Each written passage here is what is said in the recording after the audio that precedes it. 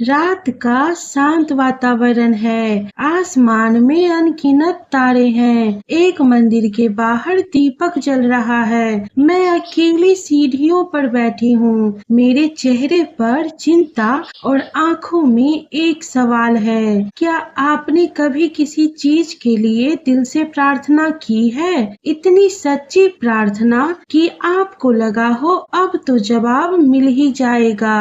लेकिन दिन बीतते गए, हफ्ते बीत गए और फिर महीनों बाद भी वही इंतजार। मैं कुछ पल आसमान की ओर देखती हूँ, तब मन में एक सवाल उठता है, ईश्वर मेरी सुन क्यों नहीं रहे?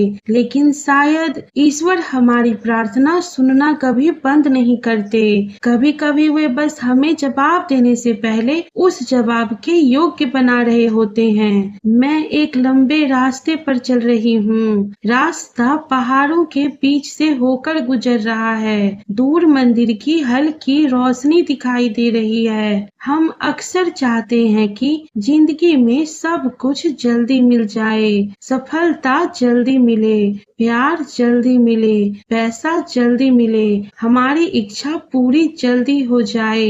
लेकिन क्या आपने कभी सोचा है, अगर हर मंजिल तक पहुंचने के लिए कोई छोटा रास्ता होता तो शायद रास्ते की यात्रा हमें कुछ सिखा ही नहीं पाती। मैं धीरे धीरे आगे बढ़ती हूँ। कभी कभी जिस रास्ते को हम लंबा समझ रहे होते हैं, वही रास्ता हमें उस इंसान में बदल रहा होता है जिसकी हमें अपनी मंजिल तक पहुंचने के लिए जरूरत है। शॉर्टकट हमेशा गलत नहीं होते, लेकिन हर मंजिल शॉर्टकट से मिलने के लिए बनी भी नहीं होती। कुछ चीजें जल्दी मिल जाए तो हम उनकी कीमत समझ नहीं पाते। इसलिए अगर आपकी जिंदगी में अभी रास्ता लंबा है तो खुद को असफल मत समझिए। हो सकता है ईश्वर आपको रोक नहीं रहे, तैयार कर रहे हों। हमारा मन अक्सर आज में नहीं रहता। वह या तो बीते हुए कल में अटका रहता है या आने वाले कल से डरता रहता है। कल क्या होगा? मेरी इच्छा कब पूरी होगी? मुझे सफलता कब मिलेगी? मेरी समस्या कब खत्म होगी? मैं एक फूल को हाथ में लेती हूँ, लेकिन प्रकृति हमें हर सुबह एक बात सिखाती है, आज का दिन पहले जी लो। जिस तरह सूरज आज रोशनी देता है, उसी तरह ईश्वर भी आज के लिए हमें कुछ न कुछ देते हैं। हो सकता है आज आपकी सारी समस्याएं खत्म ना हुई हो, लेकिन आज आपके पास सांस है, आज आपके पास एक और कोशिश है, आज आपके पास अपने लोगों का साथ है और सबसे बड़ी बात, आज भी उम्मीद बाकी है। भविष्य ईश्वर के हाथ में है, लेकिन आज आपके हाथ में है। मैं एक शांत नदी के किनारे खड़ी हूँ। दूसरी ओर कुछ लोग अपनी अपनी मंजिल की ओर बढ़ते दिखाई देते हैं। इंतजार का सबसे कठिन हिस्सा हमेशा इंतजार नहीं होता, कभी कभी कठिन होता है। दूसरों को हमसे पहले आगे बढ़ते देखना। किसी को सफलता मिल गई, किसी की शादी हो गई, किसी का सपना पूरा हो गया, किसी को वो मिल गया जिसका हम बरसों से इंतजार कर रहे हैं। और फिर मन पूछता है, मेरे साथ ही देर क्यों? मैं शांत होकर नदी की ओर देखती हूँ, लेकिन तुलना हमारे दिल की शांति चुरा लेती है। हर इंसान की कहानी अलग है। किसी का अध्याय जल्दी शुरू हुआ है तो किसी का अध्याय देर से, लेकिन देर से शुरू होना खत्म हो जाना नहीं होता।